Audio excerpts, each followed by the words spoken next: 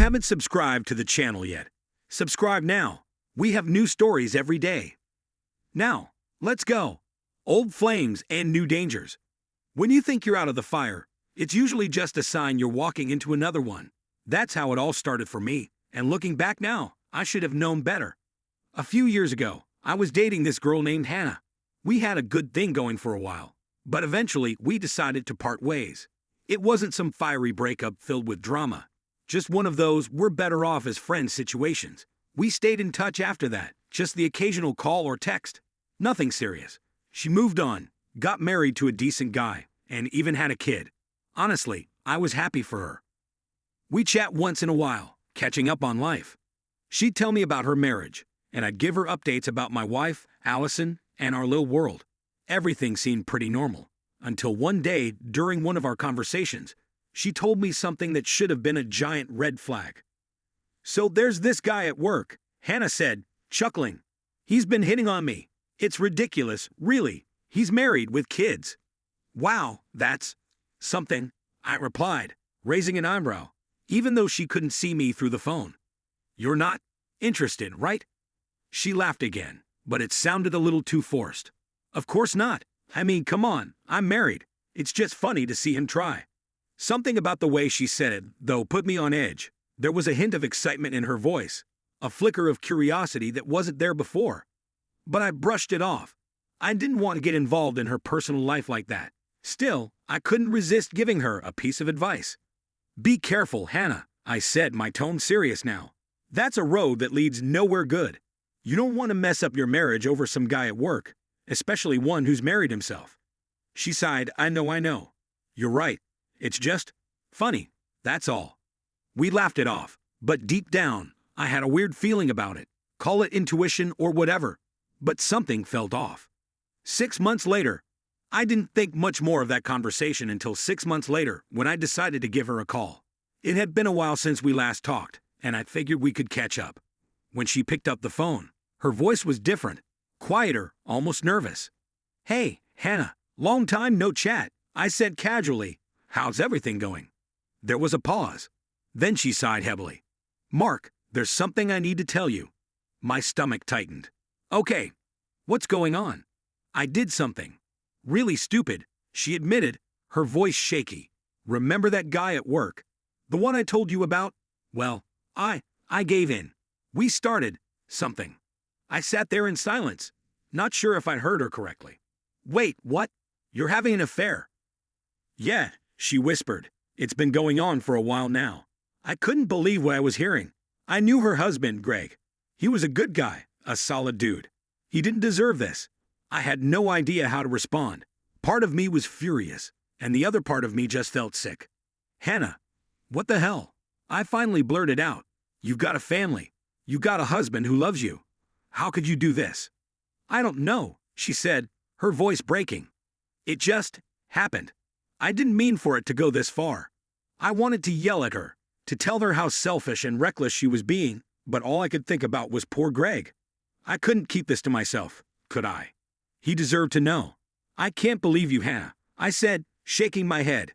Even though she couldn't see it, "You've put me in a terrible position. I know your husband. How am I supposed to keep this a secret?" She was quiet for a moment, then said, "I'm sorry, Mark. I just needed to tell someone. I thought maybe you could help." Help? How the hell was I supposed to help? I wasn't a marriage counselor, and I certainly wasn't about to help her keep this affair going.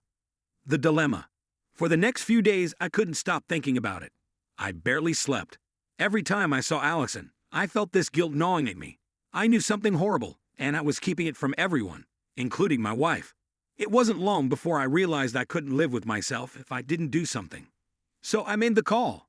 "Hey, Greg," I said, trying to sound as normal as possible. "You got a minute? I need to talk to you." Greg was a chill guy, always easy to talk to. But this wasn't going to be one of those friendly chats. I didn't beat around the bush. I told him everything. He was silent for a long time after I finished, and I could feel the weight of his shock through the phone. "I'm sorry, man," I said, truly feeling for him. "I didn't want to be the one to tell you, but I thought you should know." "Thanks, Mark," he finally said, his voice thick with emotion.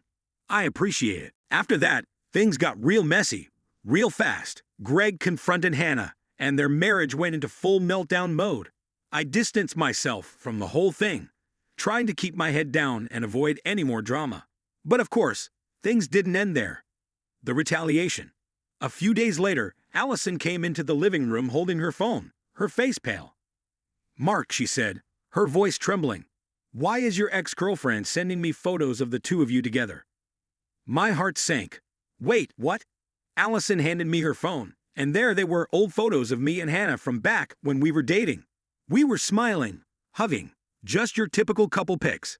But the fact that they were now in my wife's inbox, years later, was a problem. "I can explain," I said quickly, panic rising in my chest. "These are from years ago, before I even met you. She's just trying to stir up trouble." Allison stared at me, her brow furrowed. "Why would she do that? Why is she even contacting me?" I sighed, running a hand through my hair. "Because I told her husband about her affair. She's pissed, and now she's trying to get back at me by making you think there's something going on between us." Allison didn't say anything for a long time. She just sat down on the couch, her eyes scanning the photos, then looking up at me. "Is there?" she asked quietly.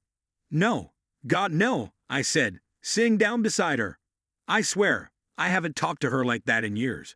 She's just trying to mess with me. With us." We spent the rest of the night talking it through. Allison, being the incredible woman she is, understood the situation. She knew I wasn't hiding anything. And after a long conversation, she forgave me for the mess I had gotten us into. The epilogue.